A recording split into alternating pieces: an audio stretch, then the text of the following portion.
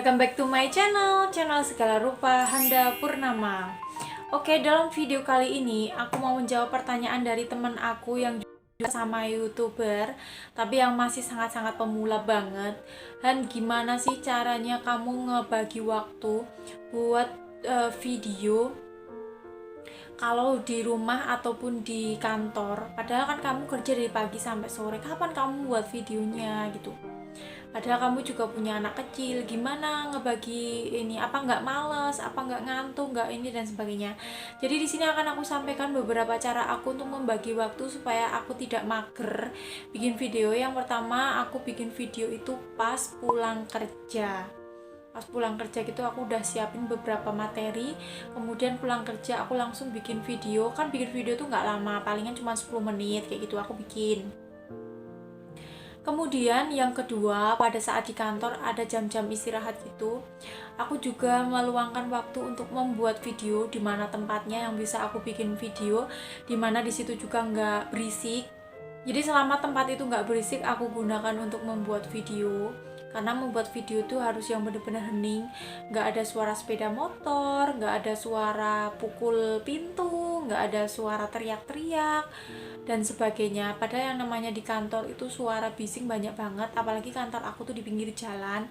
Jadi aku benar-benar manfaatkan waktu yang ada, bagaimana caranya bisa aku membuat video di sela-sela pekerjaan aku seperti itu. Kemudian yang ketiga, aku bisa bikin video kalau hari libur. Jadi hari Sabtu Minggu kebetulan aku libur, dan di masa-masa pandemi kemarin itu ada yang namanya waktu WFH. Jadi waktu WFH gitu aku luangkan waktu untuk membuat video. Kemudian bagaimana dengan gangguan anak yang ada di rumah? Pasti mereka berisik dong, mau tahu dong video yang kita buat. Jadi aku bikin video itu satu kalau anak aku tidur, yang kedua kalau anak aku ikut yang ngomong, atau sementara anak aku itu aku suruh bermain sama ayahnya gitu di bawah. Kemudian aku meluangkan waktu sekitar 10-15 menit untuk membuat video. Tapi sebelumnya kalian harus siapkan dulu materi-materi video yang ingin kalian buat. Jadi jangan sampai kalian udah stay, lighting, HP, tripod dan sebagainya udah siap, tapi kalian bingung mau bikin video apa atau konten apa. Nah, kalian siapkan dulu materinya, baru kalian tag video seperti itu.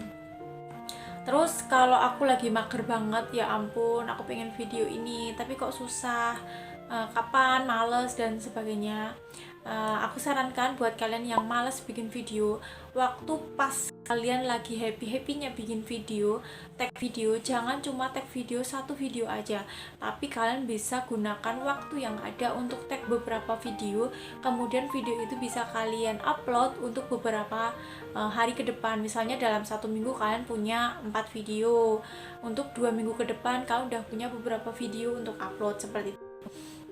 Jadi kalau aku tuh seperti itu, cuman ya udah, mumpung ada waktu, kemudian moodnya bagus, materinya ada, aku sekali tag video itu udah beberapa video, udah kita tinggal ganti-ganti baju aja biar nggak jenuh, atau kita ganti-ganti background gitu aja sih kalau aku. Jadi untuk membagi waktunya menurut aku juga susah-susah gampang, bisa dikatakan gampang karena sekali tag itu yang benar-benar ada waktu kita bisa tag 3-4 video. Tapi kalau dikatakan susah-susah, ya ampun aku sebenarnya punya video bagus tapi nggak punya untuk tag videonya tuh kapan, males, kemudian lokasinya nggak mendukung, suasananya nggak mendukung dan sebagainya. Jadi buat kalian para youtuber pemula, kalau pas lagi males bikin video, aku sarankan pas bikin video itu jangan bikin satu video aja, sayang banget waktunya sama lightingnya dan persiapan sebagainya gitu. Karena kan kalau untuk wanita juga perlu dandan dan sebagainya, menyiapkan mood itu yang susah.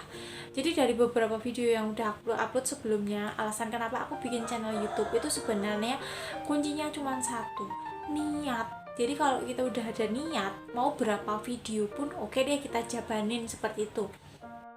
Tapi kalau kita nggak ada niat, mau kita punya istilahnya punya celengan, mau bikin video A, B, C, D 10 video lah, tapi kalau kita nggak ada niat, ya sudah tertunda sampai bertahun-tahun, bahkan seperti video yang aku upload sebelumnya seperti itu. Jadi buat kalian, kalau memang lagi moodnya bagus, happy, peralatan oke, suasana oke, kemudian waktunya ada, silahkan tag video untuk beberapa video yang akan upload di beberapa minggu kemudian. Jadi kalian punya stok video yang paling banyak gitu.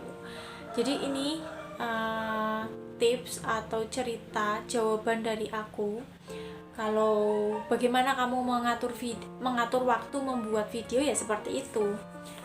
Ya di rumah, ya di kantor, ya gitulah, pokoknya banyak banget mensiasati bagaimana caranya supaya kalian mendapatkan beberapa video dalam satu kali waktu gitu. Channel siapa sih yang kakak jadikan pengalaman atau kakak gunakan untuk belajar seputar dunia per-YouTubean? Jadi selama aku menjadi konten kreator itu aku belajar dari beberapa channel YouTube yang udah aku lihat bener-bener dari nol, mulai dari membuat channel, mengembangkan channel, tips-tips mendapatkan subscriber, cara mengatur YouTube studionya, hal-hal apa saja yang kita lakukan sebagai konten kreator dan sebagainya.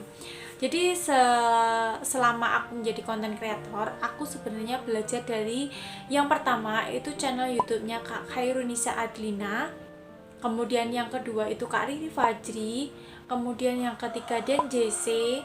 Channel ini aku gunakan untuk acuan atau belajar untuk aku mengembangkan channel YouTube. Jadi yang benar-benar lengkap, komplit dari nol sampai dia mendapatkan gaji dari YouTube, itu aku belajar dari channelnya Kak Khairunisa Adlina sama Kak Riri Fajri.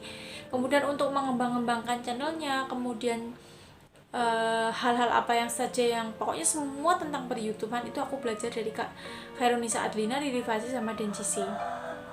Jadi ada sih beberapa channel yang bisa aku buat belajar atau mengerti tentang dunia per-YouTubean, tapi yang benar-benar aku belajar dari nol, karena aku, kalau aku itu melihat channel yang begitu banyak nanti akhirnya kan bingung. Sebenarnya kan pada dasarnya untuk dunia per-YouTubean itu hal-hal apa saja yang perlu dan tidak perlu kita lakukan itu akan sama intinya. Nah kebetulan yang pertama banget aku lihat itu channelnya Kak Khairunisa Adlina sama Riri Fajri. Jadi dua channel itu aku gunakan sebagai tempat belajar aku tentang per-YouTubean yang benar-benar dari nol. Jadi kalau aku ada kesulitan apapun pasti aku cari videonya Kak Khairunisa Adlina. Buat kalian para YouTuber pemula yang belum menemukan channel dunia per-YouTubean, kalian bisa cek videonya Kak Khairunisa Adlina. Di situ lengkap banget. Jadi aku juga sudah lihat videonya dari yang benar-benar pertama sampai habis sampai saat ini. Itu aku belajar dari channel YouTube-nya Kak Khairunisa Adlina. Di sini lengkap banget kalau kalian pengen mengetahui tentang dunia per-YouTubean dari nol sampai kalian mendapatkan gaji, itu di situ lengkap. Termasuk bagaimana caranya untuk mendapatkan Google AdSense, itu juga ada. Kemudian yang kedua itu Kak Riri Fajri, itu juga membahas tentang dunia per-YouTubean. Kemudian Dan JC juga. Kalau Dan JC itu lebih ke tips trik atau kesalahan-kesalahan yang dilakukan oleh para YouTuber pemula pada saat membuat atau mengupload konten mereka di YouTube seperti itu. Dan itu lumayan membantu sih menurut aku. Jadi kalian bisa kunjungi channel-channel mereka. Semoga